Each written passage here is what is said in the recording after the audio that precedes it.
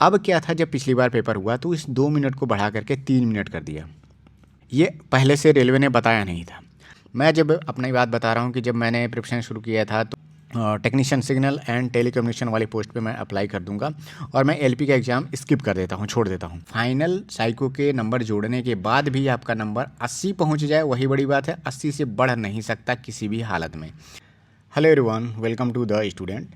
ALP CBT 2 के answer के आने के बाद जितने भी लोगों के पार्ट ए में या पार्ट बी में किसी भी क्वेश्चन में अगर ऑब्जेक्शन है तो जल्द ही वो लोग अपना ऑब्जेक्शन डाल दीजिए। जिनको भी अगर समझ में नहीं आता और किसी कारण से उनका ऑब्जेक्शन नहीं भी हो पाता है तो अगर कोई और भी स्टूडेंट ऑब्जेक्शन डाला हुआ है तो उसका बेनिफिट उनको मिल जाएगा। पिछले वीडियो में जो मैंने ऑब्जेक्शन वाला वीडियो बनाया हुआ था उसमें मैंने एक बात क्लियर कही हुई थी कि अगर मान लीजिए कोई क्वेश्चन है और उसका आंसर बी होना चाहिए और लेकिन रेलवे ने डी को दे दिया है और आपने इस क्वेश्चन को अटेम्प्ट किया हुआ है और आपने बी को मार्क किया हुआ था लेकिन रेलवे ने डी को करेक्ट किया था, हालांकि बी सही होना चाहिए, तो दोबारा जब आंसर की आएगी तो डी से हटा करके रेलवे बी को करेक्ट करेगा। अगर आपने अटेम्प्ट किया है तो आपको इसका बेनिफिट मिलेगा, अगर आपने अटेम्प्ट नहीं किया है तो ये मत समझिए कि जितने लोगों ने ये क्वेश्चन छोड़ दिया है, सॉल्व भी नहीं किया है, तो ऑप्शन चेंज होने से उनको कोई भी फ़ायदा नहीं होगा जब तक अगर आप अटेम्प्ट नहीं करेंगे। अगर देखिए सभी को फ़ायदा हो जाता है ऐसे क्वेश्चनों का, तो जो नहीं अटेम्प्ट किए हैं या फिर जिन्होंने अटेम्प्ट किया है, मेहनत किया, उसमें टाइम दिया है, तो ऐसे उनका फ़ायदा क्या होगा, उनके पढ़ने का कोई फ़ायदा नहीं होगा। तो इस गलतफहमी में मत रहिएगा, केवल उन्हीं को इसका फ़ायदा मिलेगा जिन्होंने उस सही ऑप्शन को अटेम्प्ट किया हुआ है। दूसरी बात, अगर मान लीजिए किसी भी क्वेश्चन के स्टेटमेंट में गलती है और क्वेश्चन का एक से ज़्यादा ऑप्शन सही है तो ऐसे केस में वो क्वेश्चन इग्नोर कर दिया जाता है और इसका फ़ायदा तब सभी लोगों को मिलता है। मतलब अगर 2 क्वेश्चन इग्नोर कर दिया गया आपके शिफ्ट के पेपर में तो पार्ट बी में अगर 75 क्वेश्चन का जो पूरा सेट है उसमें से आपको 73 क्वेश्चन के ओवरऑल मार्क्स पे आपका मेरिट बनेगा। तो इस बात का आपको ध्यान देना है। पिछले वीडियो में मैंने इसे क्लियर भी किया था लेकिन कई लोगों ने उसमें कमेंट किया था, इसलिए मैंने इस वीडियो में इसको बता दिया। अब बात करते हैं कि एएलपी सीबीटी 2 के बाद साइको की प्रिपरेशन किसको करनी चाहिए, कैसे हमें इसकी तैयारी की शुरुआत करनी है। इस सीरीज़ में 2024 के साइको वाली सीरीज़ में इसका ये पहला पार्ट है और ये लगातार चलता रहेगा। तो जितने भी लोग द स्टूडेंट चैनल पर बने हैं वो लोग चैनल को सब्सक्राइब भी कर लीजिए और इस सीरीज़ को कंटिन्यू करिएगा। ज़्यादा इसमें बैटरी टेस्ट में दिक्कत नहीं होती है। हर एक बैटरी टेस्ट को कैसे ट्रिक के माध्यम से याद करना है और उसको कैसे सॉल्व करना है, टेस्ट सीरीज कैसे देना है, सब चीज़ मैं बताऊंगा। और कहीं से आपको और भी अगर आपको हेल्प मिलती है तो आप वहाँ से भी ले सकते हैं, लेकिन मैं कोशिश करूँगा कि आपका जो प्रिपरेशन है वो फ्री ऑफ कॉस्ट आपका हो जाए। टेस्ट सीरीज आपको कहीं ना कहीं से लेना पड़ेगा। सबसे पहला इसमें पॉइंट है कि आंसर की आने के बाद कई लोग सोच रहे हैं कि किनको साइको की प्रिपरेशन करनी चाहिए, तैयारी किनको शुरू करना है, तो उसके बारे में हम पहले बात कर लेते हैं। दूसरा पॉइंट रहेगा कि मेरिट कैसे बनता है, ये बहुत ही इंपॉर्टेंट है, इसको जानना सभी को चाहिए। साइको का मार्क्स कैसे बढ़ा सकते हैं, मतलब साइको में मार्क्स अगर आप बढ़ेगा तो ओवरऑल मार्क्स जो है पार्ट ए का 70% जो ले करके और साइको का 30% लेने के बाद अभी जो पार्ट ए में आपके नंबर आ रहे हैं उसको प्लस कैसे किया जा सकता है उसके बारे में हम इसमें बात करेंगे। और एग्ज़ाम का प्रोसेस क्या है इसके बारे में हम इसमें बात करेंगे, क्योंकि वीडियो बहुत ज़्यादा लेंदी हमें नहीं करना है और भी पॉइंट्स हैं जो हम नेक्स्ट पार्ट में इसे कवर करेंगे।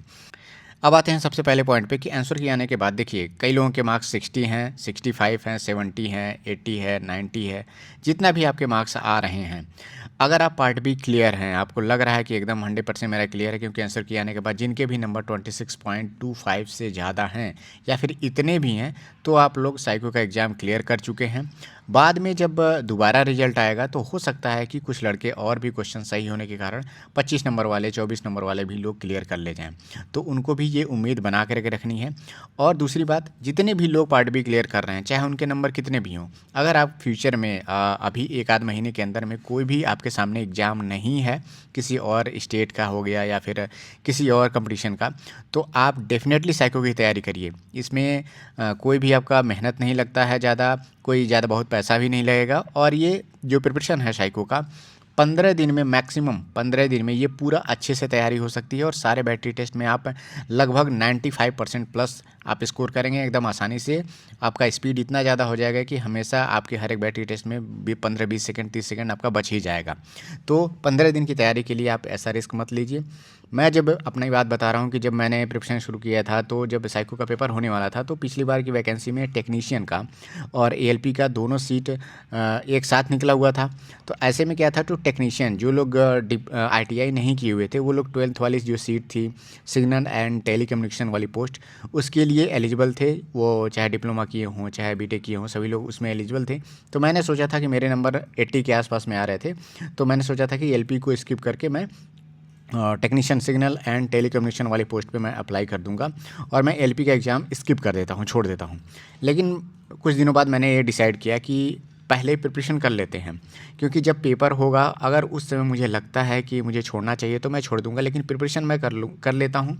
लास्ट टाइम में मैं डिसाइड करूँगा। और देखिए मैंने प्रिपरेशन भी किया और मैं पेपर देने गया भी, और साइको का पेपर मेरा क्लियर भी हो गया। अगर टेक्नीशियन की बात की जाए तो मेरे जोन में जो कट ऑफ थी लगभग 85 86 इतना नंबर चला गया था, जो कि मेरा नंबर उतना नहीं था। तो अगर मैं रिस्क लेता तो मेरा सिग्नल एंड टेलीकम्युनिकेशन वाली टेक्नीशियन वाली पोस्ट थी उसमें मेरा नहीं होता। तो इसीलिए मैं सभी से यही कहूँगा कि आपके मार्क्स कितने भी हों, साइको वाली बैटरी टेस्ट में भी किसी न किसी बैटरी टेस्ट में रेलवे ऐसा कुछ न कुछ अपना कॉन्सेप्ट लगाएगा, कुछ न कुछ ऐसा क्वेश्चन दे देगा जिससे बहुत सारे लड़के फेल होंगे और आपको फ़ायदा हो जाएगा अगर आपके मार्क्स कम हैं तो। और कैसे मेरिट बढ़ेगा उसके बारे में भी हम इसमें बात करेंगे। तो जितने भी आपके मार्क्स हो, कितने भी आपके मार्क्स हैं, आप कोशिश करिए कि आप साइको की प्रिपरेशन करिए। अब आते हैं दूसरा नंबर हमारा पॉइंट है कि मेरिट इसमें कैसे बनता है, ये जानना बहुत ज़रूरी है आपके लिए।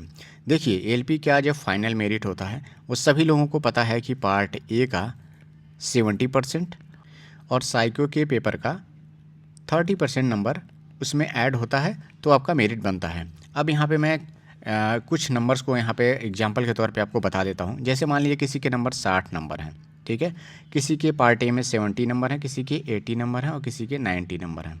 अब किसके मार्क्स बढ़ेंगे और किसके मार्क्स घटेंगे ये एक एग्जांपल के तौर पे आप समझ सकते हैं। देखिए अगर पार्ट ए में आपके 60 नंबर हैं तो 70% आप इसका करेंगे तो आपके जो मार्क्स होंगे 42 नंबर हो जाएंगे। अगर आपके 70 नंबर हैं तो 70 नंबर पे आप 70% निकालेंगे तो आपके 49 नंबर हो जाएंगे। इसी तरह से आप 80 नंबर हैं तो आप इसके निकाल सकते हैं 56 नंबर होंगे, और अगर आपके 90 नंबर्स हैं तो आपके 63 मार्क्स होंगे। अब बात करते हैं साइको का जो 5 बैटरी टेस्ट होते हैं जिसमें आपके 30% मार्क्स उसके ऐड होने रहते हैं।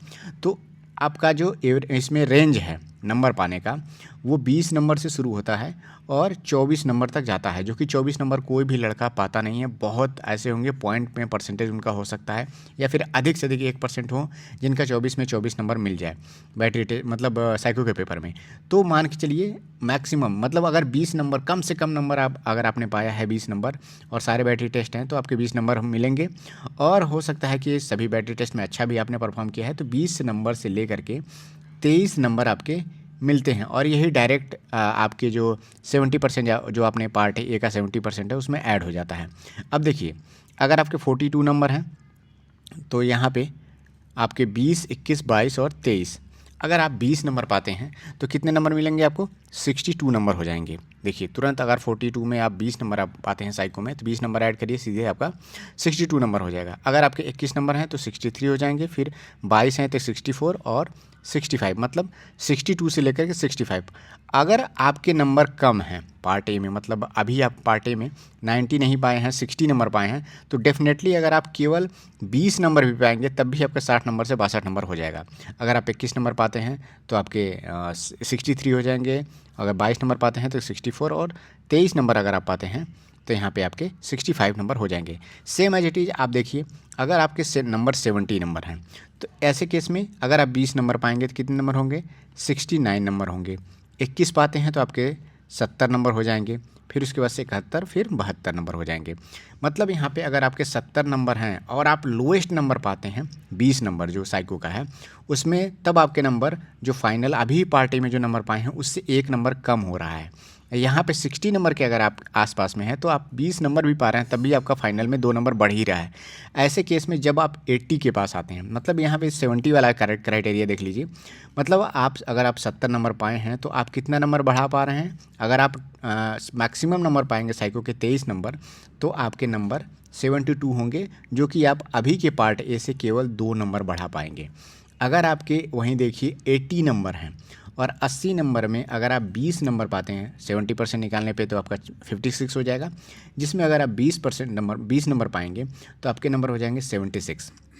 21 पाएंगे तो 77, फिर 78 और 79।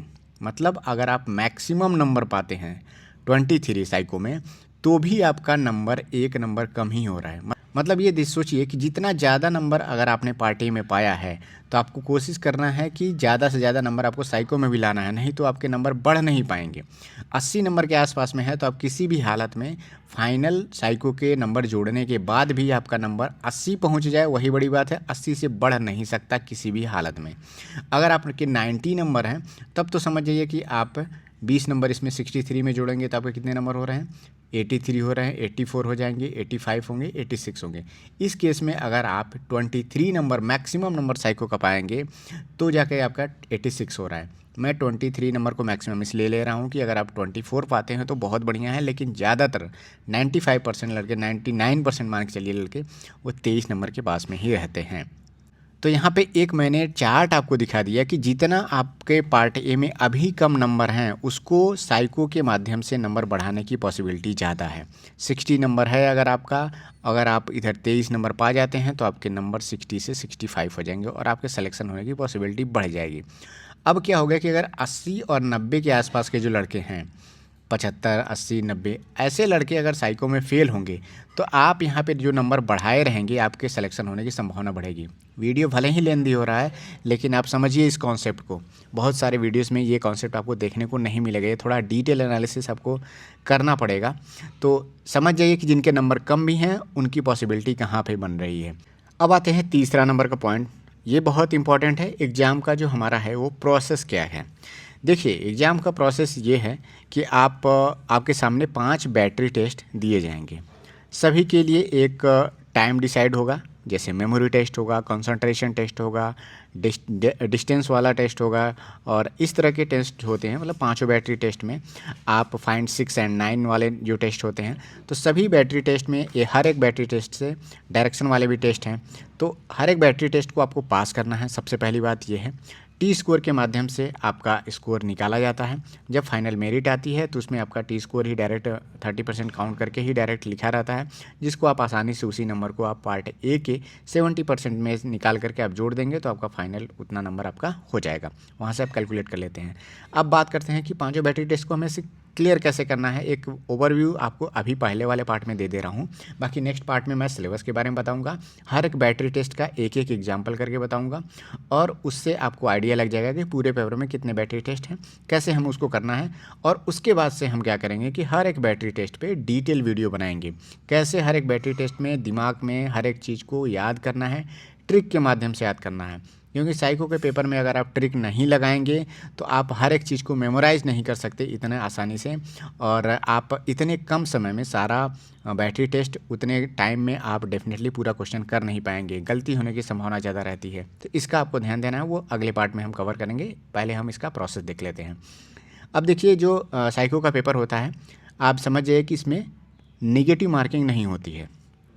नेगेटिव मार्किंग न होने की वजह से जब भी आप पेपर देते हैं चाहे टेस्ट सीरीज देते हैं तो एक बात का आपको ध्यान देना है कि अगर कोई क्वेश्चन आपने कर दिया है तो उसको दोबारा क्रॉस चेक नहीं करना है। क्रॉस चेक करने का मतलब ये है कि अगर आप हर एक क्वेश्चन को अगर लगता है कि स्पीड में आपने जल्दी से कर दिया उसको, चाहे मेमोरी वाला हो गया, चाहे कंसंट्रेशन वाला हो गया, फाइंड 6 एंड 9 वाला हो गया, तो अगर आप दोबारा क्रॉस चेक करने आएंगे और वो क्वेश्चन क्रॉस चेक करने में भी सही हो गया तो ऐसे में आपका वो टाइम बर्बाद हो जाएगा। तो इसका ये ध्यान देना है कि इस एग्ज़ाम का सबसे मेन पार्ट यही है कि अगर आप कोई क्वेश्चन कर लेते हैं जल्दी में तो उसे दोबारा क्रॉस चेक मत करिए, उसको छोड़िए। आपके पास टाइम नहीं बचेगा, पूरा पेपर आप कर लेंगे। जब देखिए पहले पेपर होते थे, जब हर एक बैटरी टेस्ट में पहले जैसे मान लीजिए कि मेमोरी टेस्ट में, ठीक है, हाउस वाला टेस्ट आता था तो हाउस वाले का पोजीशन, हर एक हाउस के अलग अलग डायग्राम रहते थे, तो उसमें क्या था कि आपको 2 मिनट का टाइम मिलता था देखने के लिए उस सभी 12 इमेज को, उसकी पोजीशनिंग को, उसके फॉर्मेट को, किस तरह से इमेज बना हुआ है, और उसको 2 मिनट के देखने के बाद वो डिस्प्ले से हट जाता था और अगले 2 मिनट में आपको वो इमेज का एक रफ डायग्राम रहता था और बताना रहता था कि कौन से घर की पोजीशन कहाँ पे है, ABCD ऐसे के माध्यम से। अब क्या था, जब पिछली बार पेपर हुआ तो इस 2 मिनट को बढ़ा करके 3 मिनट कर दिया। ये पहले से रेलवे ने बताया नहीं था। होता क्या था कि जब 2 मिनट कहा था तो सारे जो टेस्ट सीरीज़ या फिर सारे जितने भी लोग पढ़ा रहे थे, कोर्स करा रहे थे, तो 2 मिनट में उन लोगों ने कहा था कि 12 इमेज आपको बनाने हैं, तो कोशिश करिए कि 9 से 10 इमेज आप करेक्ट कर लीजिए, आपका सिलेक्शन हो जाएगा। लेकिन जब रेलवे ने टाइम बढ़ा दिया 3 मिनट, तो मतलब मनोवैज्ञानिक परीक्षण तो यही होता है ना कि जब टाइम आपका बढ़ गया तो आप 9 और 10 पे सिलेक्शन नहीं ले पाएंगे, आपको 12 में से 11 और या 12 कम से कम करने ही पड़ेंगे। एक आध क्वेश्चन का ही गलत का रिस्क ले सकते हैं, नहीं तो ज़्यादातर लड़के जो सिलेक्शन लेंगे वो 12 के 12 सही कर पाएंगे। तो 3 मिनट जब 1 मिनट बढ़ा रहा है कि आपको मेमोरी याद करने के लिए, तो आपको सभी क्वेश्चन करने पड़ेंगे, खास करके इस मेमोरी वाले टेस्ट में। तो इसी तरह का अगर कोई चेंजेस टाइमिंग को लेकर के कहीं ज़्यादा कर सकता है, कहीं हो सकता है 12 इमेज है तो 14 इमेज कर दे, 15 इमेज कर सकता है वो। तो इस तरह का अगर कहीं भी गड़बड़ी करता है रेलवे, तो आप समझ जाइए कि आपको तैयार रहना पड़ेगा पहले से ही। और दूसरी बार, पिछली बार क्या हुआ था, बैटरी टेस्ट जो ब्रिक वाला टेस्ट था उसमें भी सभी लोग सीरियल वाइज से ABCD इस तरह से करके याद करके गए थे कि पहले A फाइंड करेंगे, B करेंगे, C करेंगे, D करेंगे, और वहाँ पे ऑप्शन में पहले B का पूछ लिया, पहले D का पूछ लिया, फिर C, फिर A, इस तरह से ऊपर नीचे करके पूछ लिया, और उन लोगों ने जल्दबाजी में रूल्स को नहीं पढ़े। तो एग्ज़ाम प्रोसेस को सबसे पहले समझना है कि जब भी कोई बैटरी टेस्ट आपका एग्ज़ाम में शुरू होगा, पहले आपने प्रैक्टिस के तौर पे, चाहे कहीं से भी आपने टेस्ट सीरीज़ दिया हो, टेस्ट सीरीज़ में जो भी प्रोसेस बताया जा रहा है उसका जो हर एक बैटरी टेस्ट का जो डायरेक्शन लिखा हुआ है कि आपको डिटेल में कि क्या क्या चीज़ें उसमें होंगी, कैसे उसको कवर करना है, कैसे उसको सॉल्व करना है, उसको तो आप छोड़ दीजिए। जब एग्ज़ाम आप देने जाएंगे तो वहाँ पे जो इंस्ट्रक्शन दिए होंगे, हर एक बैटरी टेस्ट से पहले 5 मिनट इंस्ट्रक्शंस पढ़ने के लिए टाइम मिलता था। तो कभी भी ऐसी गलती मत करिए कि अरे ये तो मैंने टेस्ट दिया हुआ है, इसको इंस्ट्रक्शन इसके पढ़ने की मुझे ज़रूरत नहीं है, या फिर ऐसे रफली जल्दी में पढ़ लिया। हर एक लाइन को बहुत ही क्लियरली आपको पढ़ना है। अगर आप इंस्ट्रक्शंस बीच में भी आप पढ़ सकते हैं, इंस्ट्रक्शंस के लिए जब भी पेपर शुरू हो जाएगा तो बीच में चाहे तो आप इंस्ट्रक्शन वाला सेक्शन खोल कर पढ़ सकते हैं, लेकिन वो आपका टाइम बर्बाद कर देगा। तो इसीलिए आपको पहले ही अच्छे से पढ़ लेना है, समझ लेना है कि किस तरह की चीज़ें मैंने प्रैक्टिस की है और रेलवे किस तरह की, क्या मैं जिस तरह से प्रैक्टिस करके आया हूँ उसी तरह से पूछ रहा है कि कुछ चेंजेज भी किया हुआ है, टाइम को लेकर के क्या चेंजेज है, या फिर नंबर ऑफ़ क्वेश्चंस को लेकर के क्या चेंजेज है। तो ये आपको ध्यान देना है। तो इस वीडियो में मैंने जो भी पॉइंट्स इसमें बताए हैं, ये पहला पार्ट था साइकिल की सीरीज़ के, और मैंने कोशिश किया कि ओवरव्यू इस एग्ज़ाम का मैं दे दूं आपको। अगर कोई आपका अभी डाउट है तो आप कमेंट सेक्शन में पूछ सकते हैं। अगले वाले पार्ट में मैं सिलेबस के बारे में कवर करूंगा, और उसमें मैं हर एक बैटरी टेस्ट का एक एग्जाम्पल बताऊंगा। बुक्स कौन सी लेनी है आपको, बुक से देखिए, आप केवल थियरी का एक पोर्शन आप ओवरव्यू ले सकते हैं, आपको टेस्ट सीरीज़ देना ही देना होगा। और एक बात मैंने पिछले वीडियो में भी कहा है कि टेस्ट सीरीज़ कभी भी आपको मोबाइल में नहीं देना है। साइको का टेस्ट सीरीज़ हमेशा कंप्यूटर हो सकता है या फिर लैपटॉप हो, कहीं से भी आपको टेस्ट सीरीज़ देना है, और माउस का यूज़ करना है। इनबिल्ट लैपटॉप के माउस से आपको टेस्ट सीरीज़ नहीं देना है, ये आपके टाइम को प्रभावित करेगा और आपका प्रैक्टिस अच्छे से नहीं हो पाएगा। मोबाइल में तो बिल्कुल भी कोई गलती नहीं करनी है, स्क्रीन पूरी खुलती नहीं है और वहाँ पे आप इधर उधर करके अपना टाइम वेस्ट करेंगे, स्पीड आपका मेंटेन नहीं हो पाएगा और आप गलतफहमी में बने रहेंगे।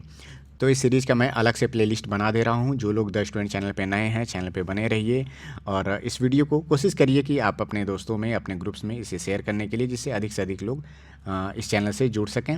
तो मिलते हैं नेक्स्ट वीडियो में। Thank you, all the best.